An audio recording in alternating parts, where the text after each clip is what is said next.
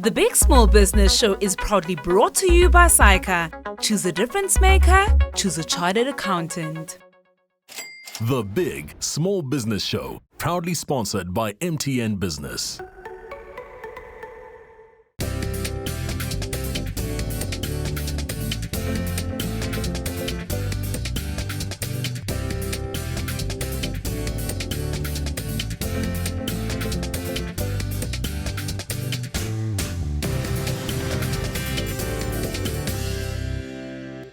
Welcome to the Big Small Business Show, the show for all our incredible entrepreneurs who are navigating all sorts of issues happening in the economy, in our businesses, at home, everywhere. We must be the toughest creatures on earth. So we normally have our normal doom and gloom merchants from SAICA in studio with us, but today we've got two new doom and gloom merchants. So our doom and gloom merchants today are Lesedi Seforo, who is Project Director, Tax Advocacy at SAICA. Well, welcome back. Thanks, Allon. And new in our studio today is Lisa Kahanovitz. She's Project Director, Tax Guidance at SAICA. Welcome. Hi, Allon. So let's start talking about what really is bad for everyone, I think, which is tax collections. We'll start with you, Lesedi. Tax collections really down this year. When the government isn't collecting taxes, it doesn't bode well for us because it means that they're going to come to us for more. Mm-hmm. Yeah, Allon, it's a bit of some depressing news. Of course, at the beginning of this year's budget, 1.7 trillion rand was forecasted as upcoming tax revenue. Now we're 6 months into the financial year, so in the medium-term budget policy statement, the minister revised those estimates by about 56 billion rand. So the economy is not doing well as a whole, so of course that's going to impact tax collections, because especially with the mining sector, things are really bad there. So whatever was projected to be collected has had to come down.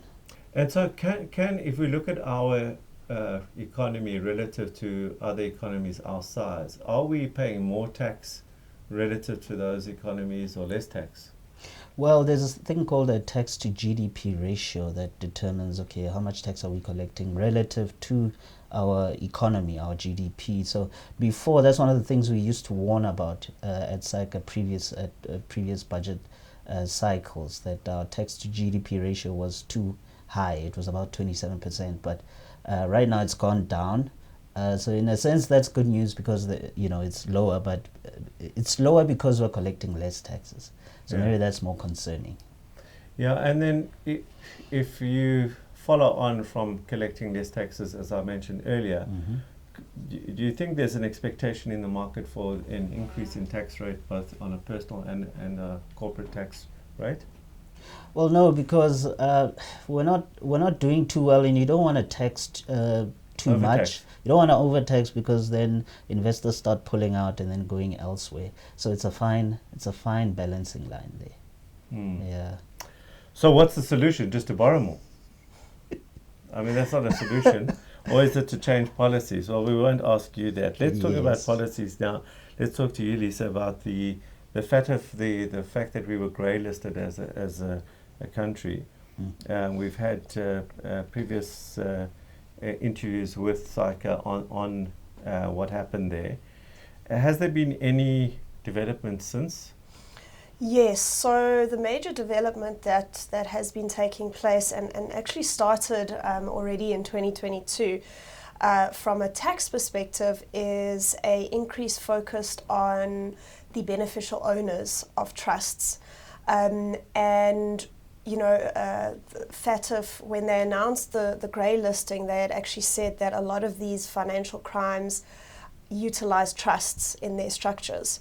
So there was a huge focus on trusts. Almost all of the 38 recommendations from FATF impacts trusts. And what happened is, from a Trust Property Control Act perspective, there was a new definition added for beneficial owner. There's been new definitions added to the Companies Act, to the FIC Act, and then also to the Tax Administration Act, which is still in draft, but it refers back to all of those other acts. And so what that does is, because of those definitions in those acts, we are required to report beneficial ownership details, and I'll explain to you why just now. To SIPC, which is your company registration office, to the Master of the High Court with regards to trusts, to SARS now. And it sounds like overkill, but FATF actually say that you need a multi-pronged approach in that regard.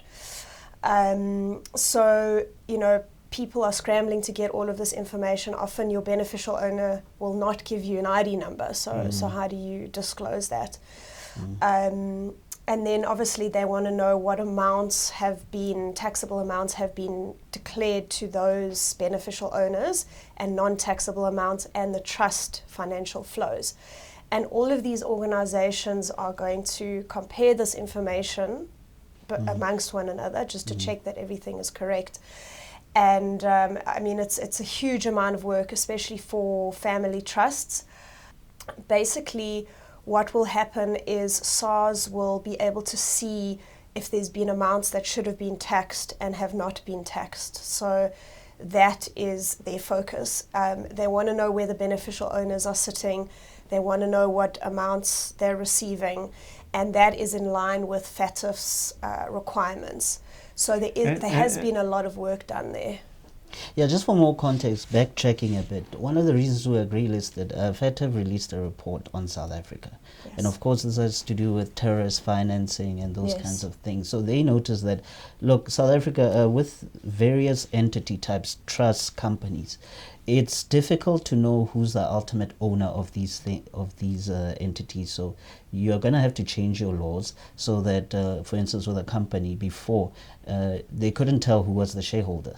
With SIPC, you could tell who's the director, but the shareholding you couldn't know. And because of that, people could do all sorts of things. So all these amendments that Lisa were talking about came in to at least satisfy those deficiencies that FATF had identified in our laws. Yeah. My view on this is that I always look for the opportunity. Now, if you're one of the tax consultants who's watching this, there's huge work going to come for you right now to get this all in order, because a lot of people don't have all that information in order. And I'm talking about people who are running something legitimate that's not evading anything, but just don't have the admin in place. So if you are one of those people out there who help other people with their tax, well, it's bad news for some, but it's great news for you. We'll take a break now. And when we come back, we will have more doom and gloom information from our team from SAICA.